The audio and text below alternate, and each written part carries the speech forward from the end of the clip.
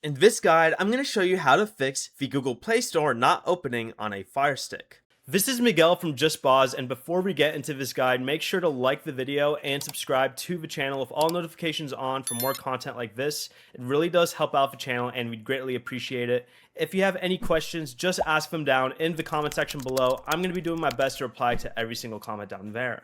First, you're going to want to restart your Firestick. To do this, go to your settings from this free line menu over here, down to settings, Fire TV, go down to where it says restart, choose it and confirm. If it still will not open, go back to your settings like before, and this time select, then choose manage installed applications, select Google Play Store from the list of apps here.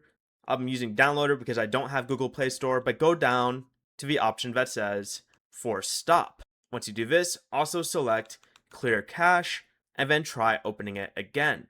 You can also select clear data, but this removes this Play Store's saved information and may require you to sign in again. If the problem continues, the installation is likely incompatible. Fire TV does not officially support the Google Play Store or Google Play Store services, so side-loaded versions may stop opening after a Fire OS update. Return to the Manage Installed Application screen and select the app again.